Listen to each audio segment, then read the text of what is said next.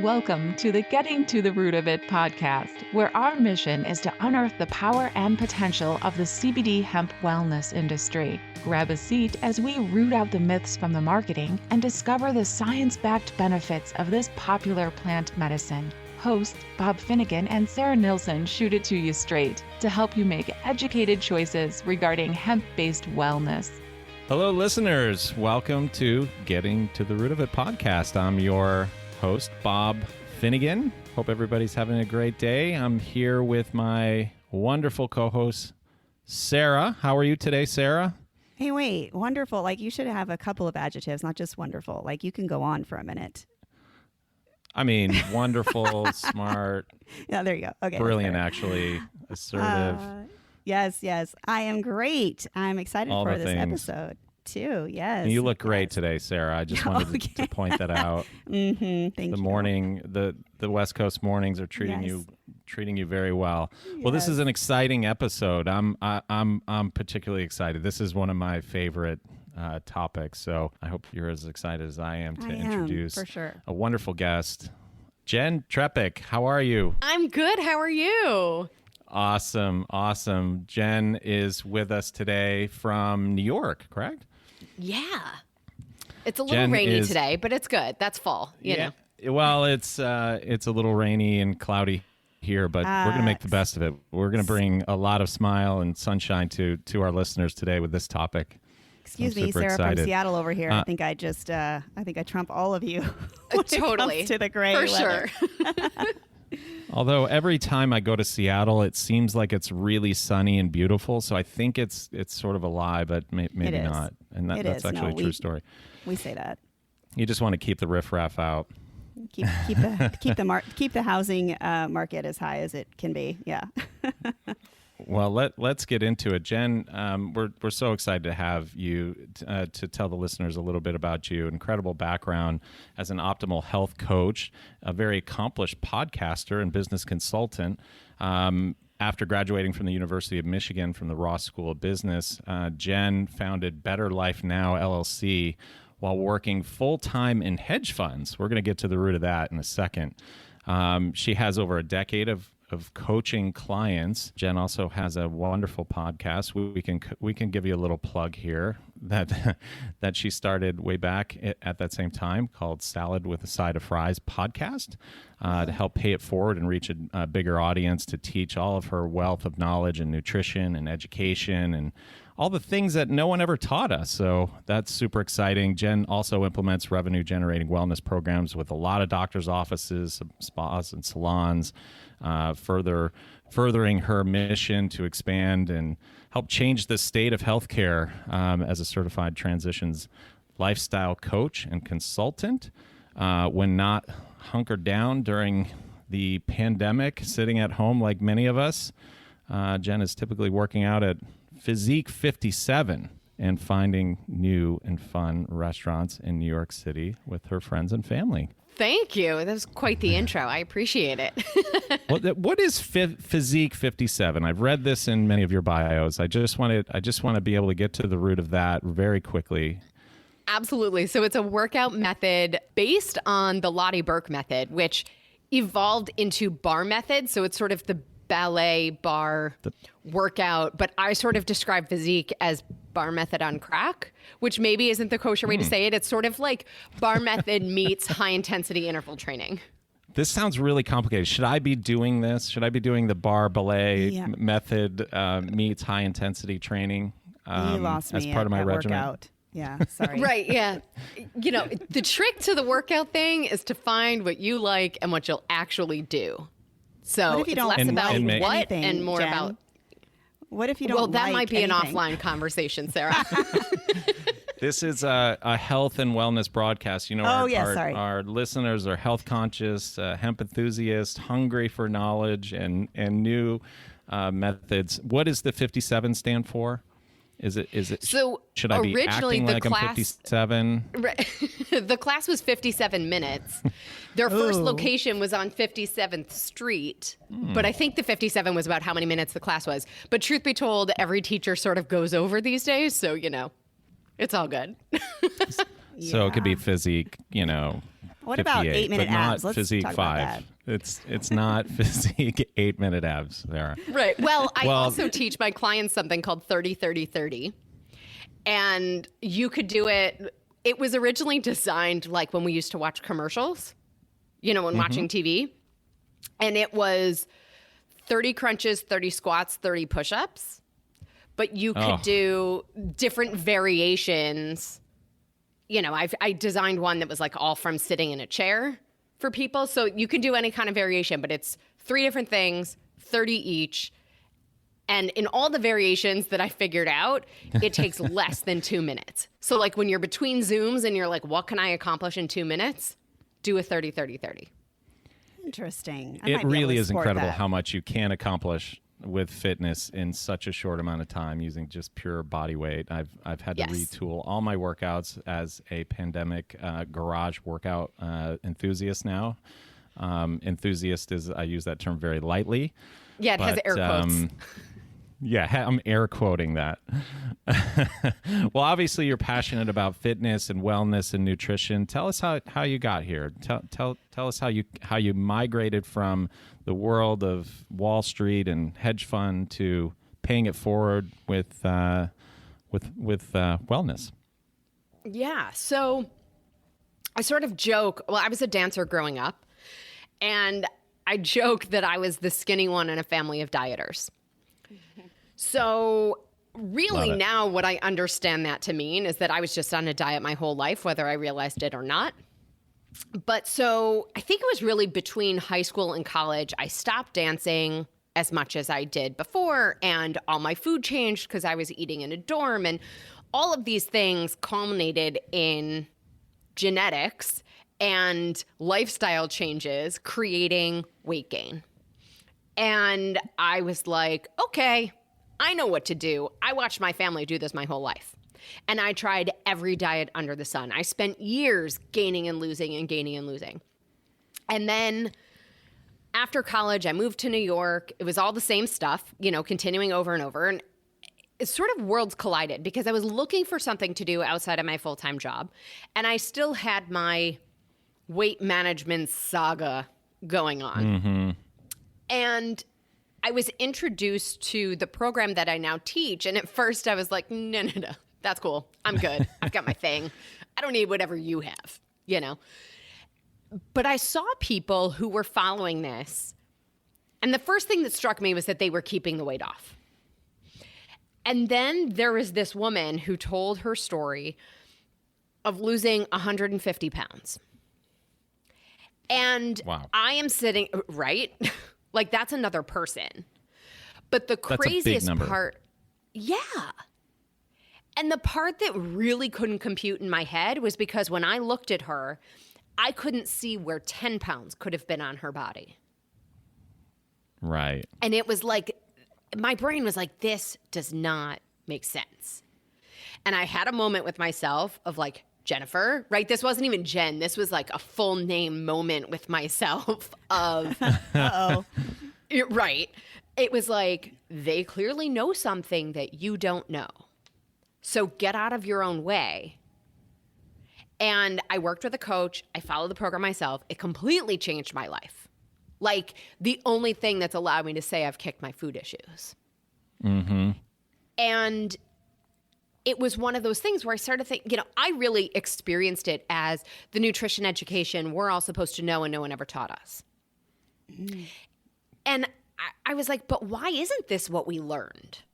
How did that food pyramid come to be? And all of these other things. So I became an insatiable student and I went digging for all of this information and to my friends, I was about to say get to the root of it, ba-doom-tsh.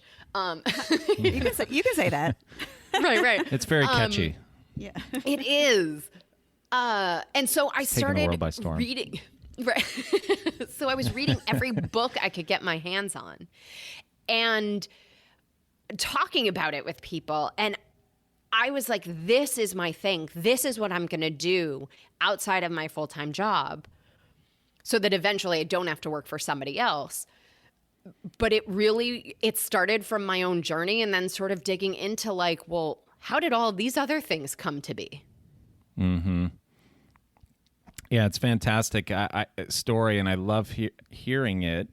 We've talked about this a couple of times, but this world of wellness and supplementation and nutrition and diet is so confusing for people. You mentioned having a genetic disposition. There's an emotional connection. There's programs, and like everything, whether it be politics or anything, there's so many diametrically opposed, authoritative, air quoting, opinions on the internet where everyone becomes an expert, right? And so, that insatiable student attitude, I think, is fantastic, and a real need to fill the gaps in people's brains on how to do this and how to make it sustainable.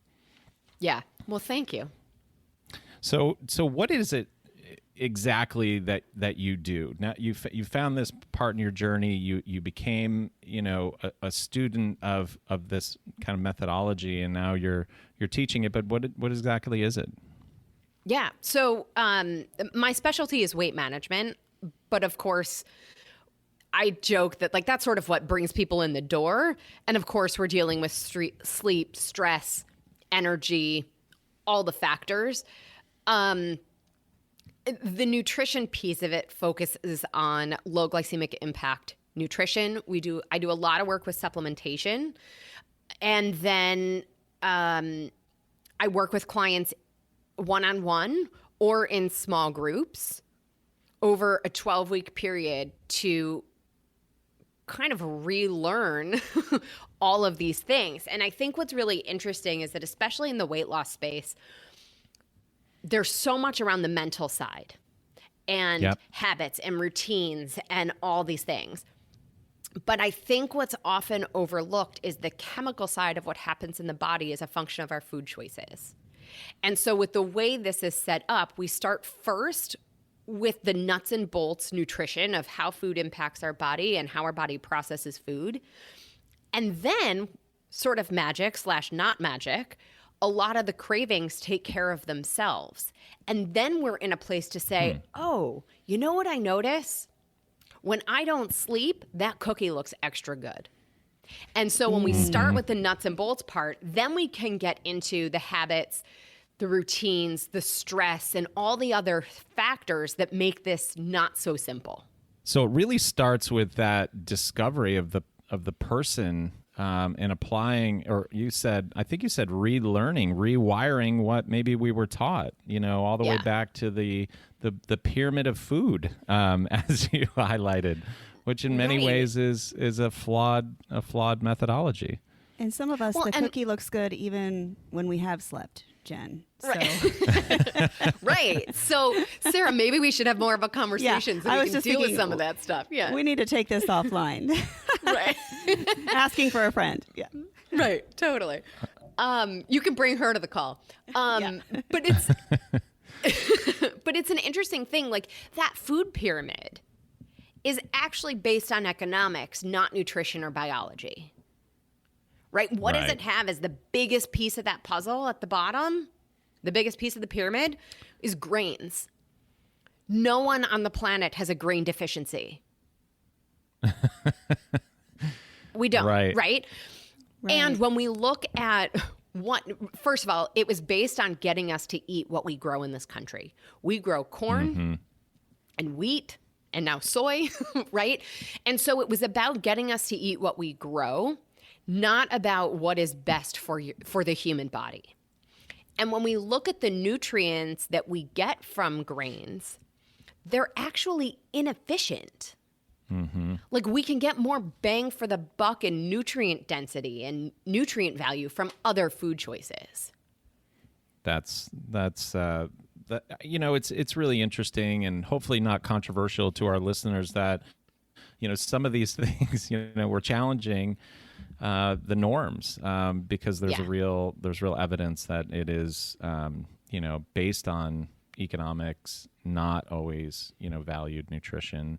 And so as a coach, as an expert, helping people find their path, find their journey, resolve some of their basic, nutrition, their education, how to eat, when to eat, what to eat, how often to eat.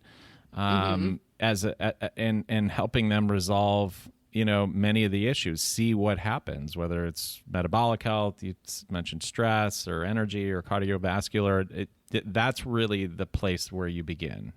Is that? Absolutely. Yep. And a lot of times I think it's because that's where we notice it most, right? When somebody says, oh, you need to sleep more, it's like, yeah, eye roll, right? When someone says, you really have to figure out how to manage your stress, it's that same eye roll response, sure, when I'm dead, like who has time for that? Right. But when we don't feel comfortable in our clothes, when we feel like we can't get up a flight of stairs, we go, I think I need to do something about this. Mm-hmm.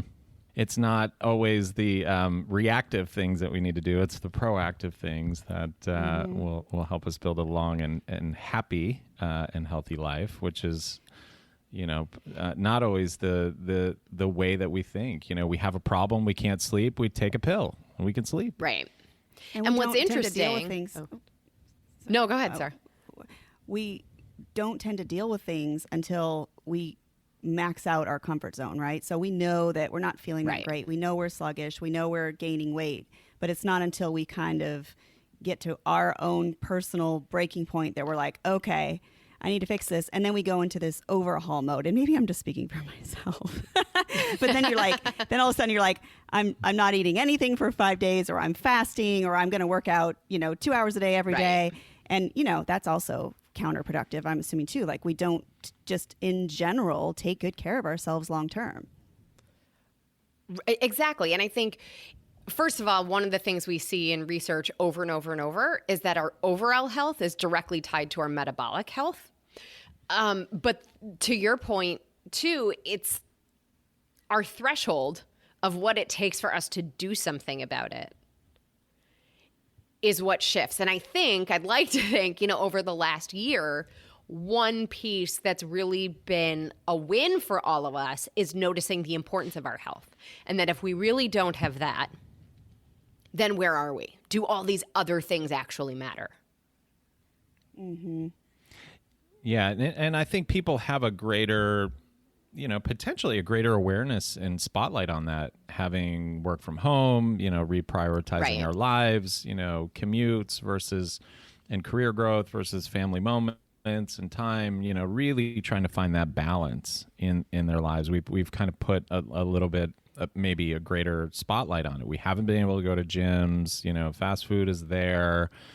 Alcohol consumption is a little easier, because we're home, whatever the things are that allow that. But I think that's a positive trend, becoming more aware as a society. Yeah. And, like everything, right? It's this double-edged sword because we're more aware. So then we see more random things on Instagram or other people doing things. And we think, should I be doing that? Is that what I'm supposed to do? Uh-huh. And it can contribute to the chaos and the confusion as well. Yeah, and that's a great point. So, when you see your clients getting, healthy, kind of falling into the routine, really embracing it, then you're able to kind of understand their bodies, their maybe deficiencies. And, I want to be able to talk about supplementation, a big part of, our story here, being centered in, hemp and all things wellness, kind of clean label, clean living. Talk to me about supplementation and how that can enhance or, even, be detrimental if we're not doing it correctly or finding the right things for our bodies. Absolutely. So I think it's a massive industry, as you guys know, right? And as your listeners know. And then it becomes the choice of, well, what am I supposed to take? And how do I do this? And how do I use supplementation to my benefit? And I think one of the fundamentals is to step back and say, supplements are exactly that. It is to supplement. So the way I describe it is that we use supplementation to fill in the gaps where our nutrition falls short. We cannot supplement our way out of poor nutrition, and we cannot supplement our way against, questionable lifestyle choices. right? Like, you know, Fair enough. And it's one of those things, Jen. right? And that, I don't mean questionable as a judgment thing. I mean, where do you want to be? And I think it requires us, I always ask people too, like, think about the difference between illness, health, and fitness. Mm-hmm.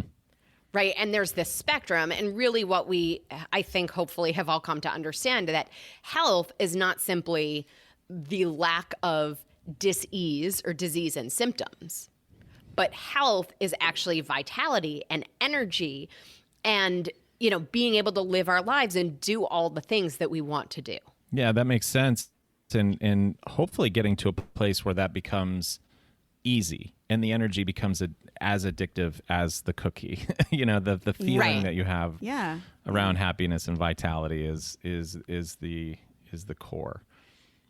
So what's really interesting is that we can say, you know, am I craving the cookie because my body needs energy and when I didn't sleep, I need fast fuel? Is it because I'm lacking protein and my body is saying, well, I need something? Am I actually tired?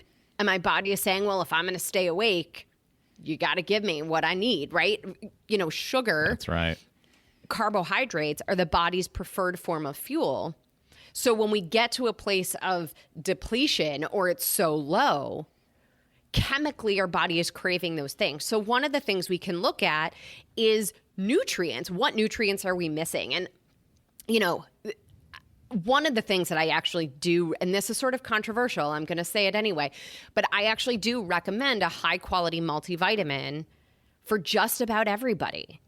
Because even if we didn't do any of the things that deplete our body of nutrients, like stress eats our B vitamins, right? So even if we lived this life where we didn't have stress and we only ate foods that we are supposed to eat and never eat things we're not supposed to eat, and I have that in air quotes, but you guys know what I mean, we aren't getting the same nutrition from those foods. So an apple today doesn't have the same nutrient density as an apple that our grandparents ate. Broccoli doesn't have the same amount of calcium as it did 40 years ago. But And what if we so- microwave it? Does that help? Exactly. Isn't that Right, the yeah. only way to eat it? Was microwave? Right. Totally. So I like this discussion because, well, and you mentioned carbohydrates. I think that's interesting. People, you know, we're I think generally taught like let's stay away from carbs to go ahead and lose weight. Not necessarily the case, but let me just ask you, do you supplement? So you said you recommend for basically for everyone. Do you supplement? I do. I supplement with a handful of things that are targeted toward specifically metabolic health. I have a genetic predisposition to obesity, energy, sleep, stress. Those are my big ones. And For you personally. that's going to be different. Yes, for me personally. And that'll be different for other people. So I think when it comes to supplementation, first of all, enlisting the help of an expert or somebody who is well versed in this space to help you understand what's the right thing for you based on your personal objectives. Mm-hmm.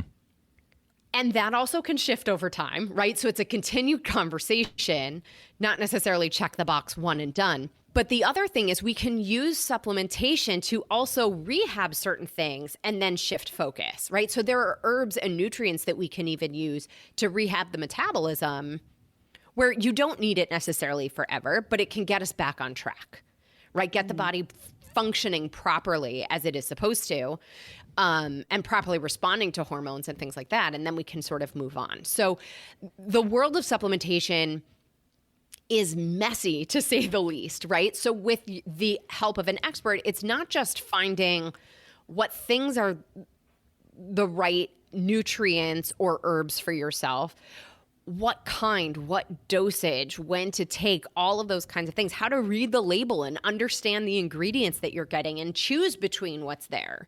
Because as much as I love a lot of the stores that are available and what we can find in all these stores, the people who work there aren't always well versed in all of these nuances.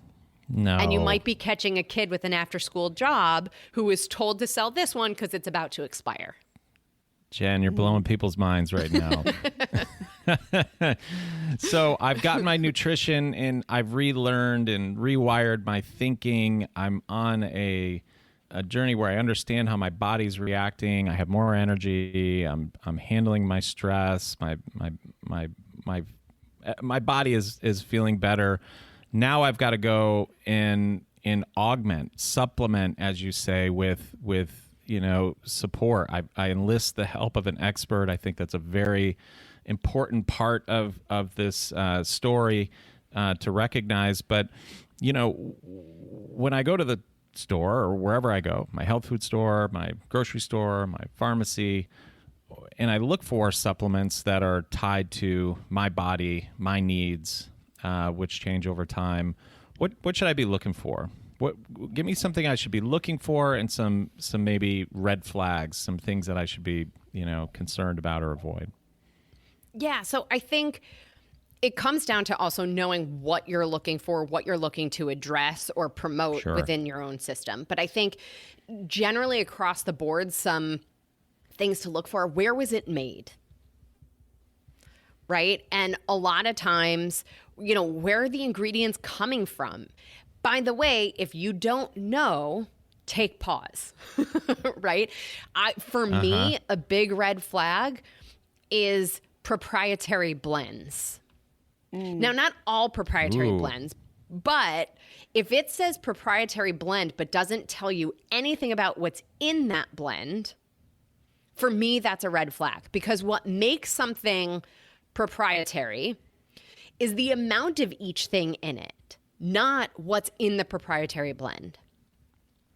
And P.S., if you have anything else going on, if you have other things that you're taking and you don't know what's in that, you also can't plan or know what interactions there might be or, what you're actually getting. Yeah, we see this all the time. These, from a product, from a marketing perspective, there's a lot of hype and hyperbole, particularly in certain industry types. We won't name any of those, but, supplementation is a big deal. I love the conversation about transparency and knowing where these ingredients come from, much like your food. Food is medicine, and supplementation to support those healthy choices. But proprietary blend, that sounds like marketing talk. Right. Mm-hmm.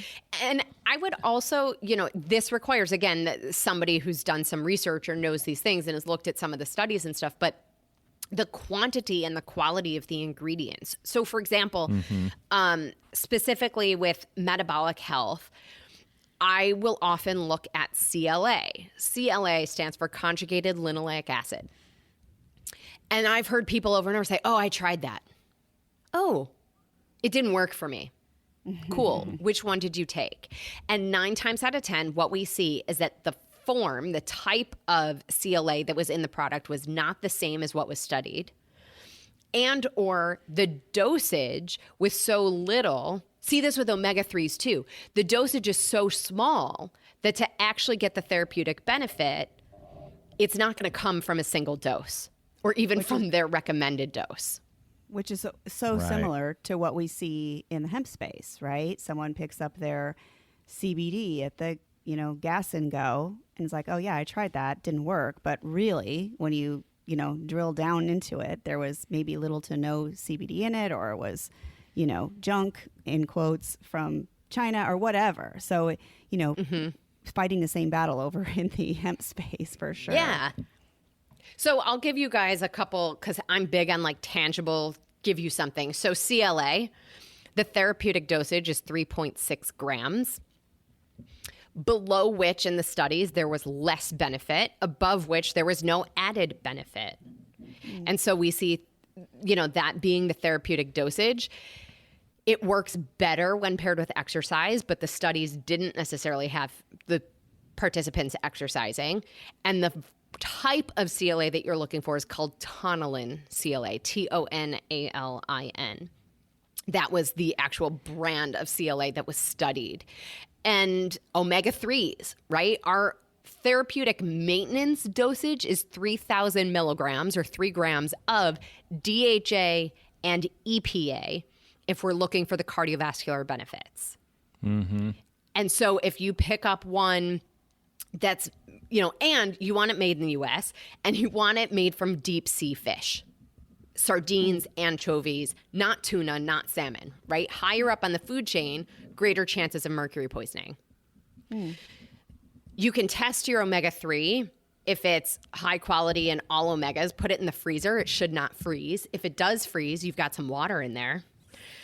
But you also want to look at, how much DHA and EPA is it giving you? A lot of times, I've seen some from big box stores that are made from krill or other fish, and the dosage might be 120 milligrams, but only, 50 of that is DHA or EPA. Well, if we're going to get to 3,000 milligrams, right, that bottle that was supposed to last you a month now lasts you a couple days. Wow. So it becomes a function of understanding price with value also. Well, and that's of course price is always a concern, but it's in many ways it's you get what you pay for. I love this, kind of tangible aspects. Hopefully the listeners were able to write some things down, CLA, thinking about your omegas and DHA and EPA.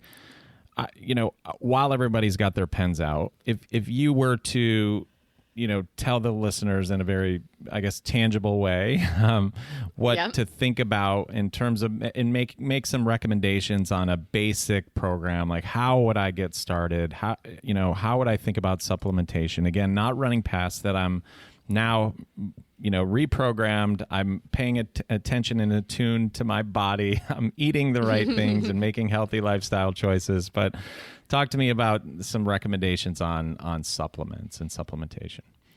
Yeah. So I feel like the universals is probably where we want to be with this, right? The universals being the foundational 5, right? 5 things that really, if you're living on this planet, you probably could use, right? So love it. A high quality multivitamin. You want to make sure, again, there's nuances to each of these, so I don't want to get too in the weeds, but a high quality multivitamin. A probiotic. We want to make sure we're getting the right bugs to the right parts of our gut.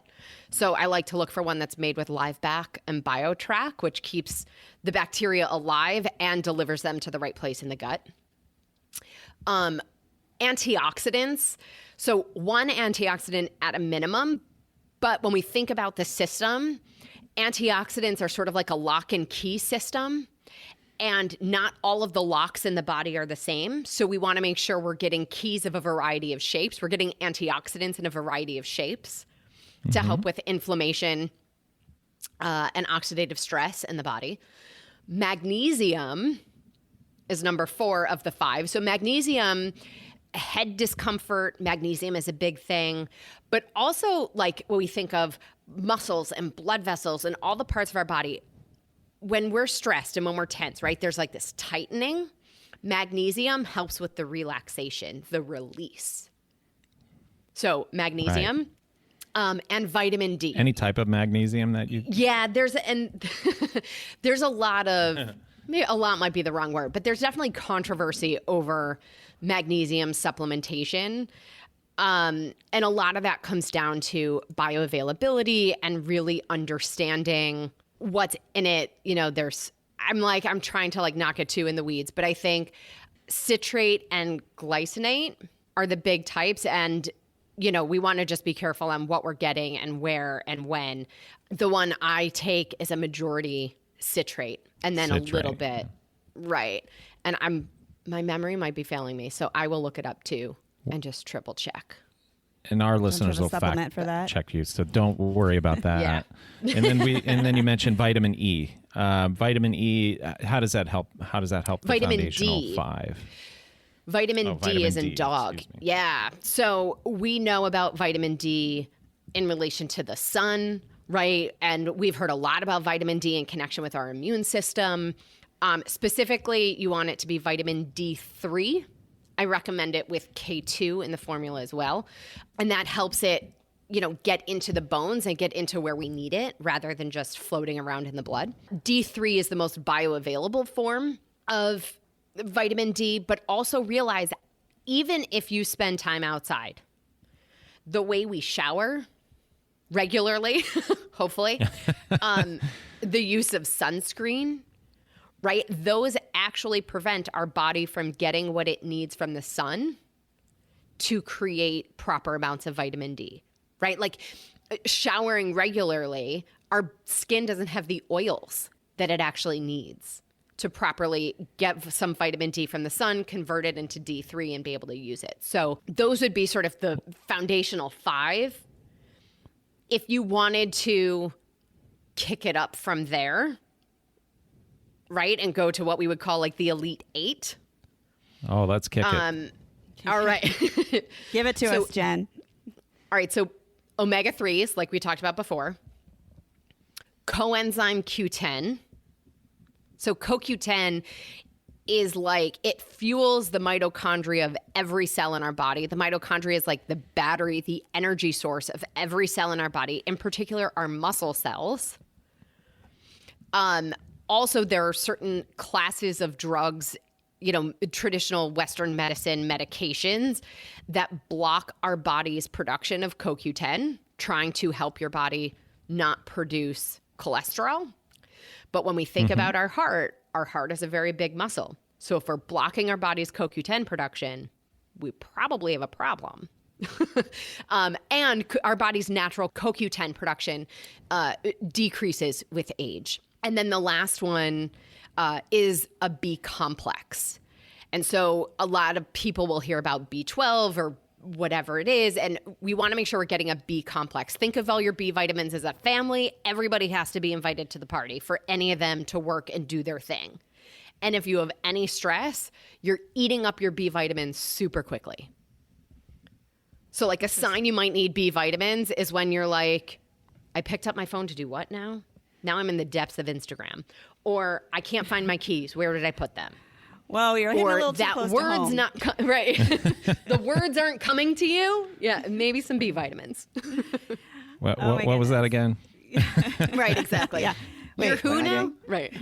I definitely need a shot of vitamin B. Well, I want to touch upon one thing, and then we will let you go. I know you're very busy and doing great things, and I've just enjoyed this conversation tremendously. There's so much valuable content. But you mentioned the immune system. I know we're coming up on fall. Yes. We have a lot of awareness placed on our immune health right now. Another kind of potentially confusing topic for people. Where would you start? Give me some tips, some things to think about as I take back and bolster my immune system in the fall. So vitamin D, like I said. Now, some experts will say up to 90%, safely up to over 75% of your immune system is in your gut and activated by your gut. So if you're eating junk, right? I'm sorry, I have to go to the food part, right? Because we can't supplement our way out. But if we're constantly giving our body improper fuel, we're creating a gut situation that is detrimental to our immune system. So certainly vitamin D. Vitamin C is, we call it like nature's antihistamine. So if you have allergies, that could be great. Antioxidants to help with inflammation. You could drink aloe and digestive enzymes to help. Aloe is actually 2 out of the 3 between fungal, bacterial, and I need some B vitamins because I can't think of what it is. Anyway, aloe, digestive enzymes to keep the gut clean and healthy. And I know you guys, you have the jellies with mushrooms. Mushrooms can be tremendous. We see like cellular activation with the use of, like chaga, reishi, maitake mushrooms. So you could use them in cooking, you can use them in supplementation, but great support for the immune system. And I want to say too, with the immune system, like we want to focus on it a little bit all the time. And then sometimes we can dose up on something when we feel like we're getting sick. But we have to really understand that we need to cultivate it so that it's there when we need it instead of ignoring it until we're sick. Mm-hmm. Right. Mm-hmm. I just want to ask you real quick, Jen, because you and I have had a conversation about how much you support CBD for just overall wellness. And I know that, earlier in the podcast, you talked about sleep and mood and energy. And do you feel like that's something that should definitely be part of your regimen? Yeah. And that's the piece of everybody's system is a little bit different. As much as we are 99.9% the same as a human, that 0.1% is dramatic.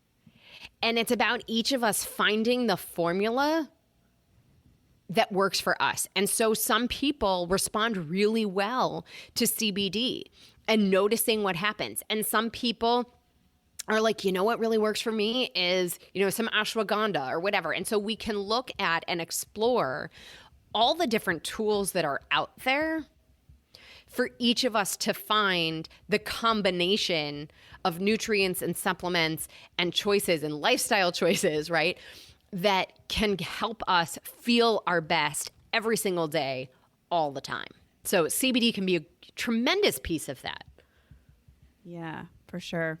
I feel like this could go on for another couple of hours. I find this very interesting, and I really do think I need to talk to you offline because clearly I didn't realize this was an intervention for Sarah. Bob, right. Way to go. Way to go. So another Sarah intervention episode. Yes, thank you. Hey, but before we let you go, a couple of things. First of all, your podcast is called Salad with a Side of Fries, which I find very catchy and lovely too. Thank you. And you mentioned that you were offering a coupon for our listeners. Do you want to share real quick what that is? Sure. So based on, the Foundational 5 and the Elite 8 that we talked about, I know I also mentioned CLA and a couple other things. So I will put a link together of the ones that I work with and I recommend for each of those. And then you can use the code 10OFF, so 10OFF, MA, Mary Alice, 10OFF MA for 10% off. And I'm going to create that custom link for you guys so I can send it to you to put in the show notes. Awesome. Well, thank you. Wonderful. Yeah. Awesome. And Salad with a Side of Fries is available anywhere you like to listen to podcasts. So definitely check us out. And episode 101 featuring Sarah. That's like the best one. Out of all, I've heard that. I saw that somewhere. I saw that written somewhere. Must be true. Another shameless plug. Hey. Now a word from our sponsors. Hey, real quick, before I let you go, Jen, I want to ask you just kind of a fun fact that people might not know. Obviously, we know that you're well-versed in all things that have to do with health and wellness, but what is your secret talent that maybe nobody knows about you? Oh, this is a good one. Well, growing up as a dancer, my favorite was tap. And so waiting in line for an elevator, I've been known to, do a couple time steps here and there. So potentially tap dancing. But I also tend to be pretty good at fixing things, or a little techie, if you will, ish. Wow, that's pretty good. I was not expecting that. I know. Awesome. Ball change. I love it. Well, thank you. Thank you so much for your time today. Thank you, Bob. This has been an awesome interview. I learned a lot. I took a lot of notes, and I know that our listeners will find a lot of value in this as well. Check her out on Salad with a Side of Fries, available wherever you find your podcast. Thanks for listening. Come back for the next episode. And until then, be well. Thank you for listening to Getting to the Root of It. If you enjoyed today's show, visit gettingtotherootpodcast.com to access information about our guests and to sign up for our newsletter. Be sure to rate and review us wherever you listen to your favorite podcasts.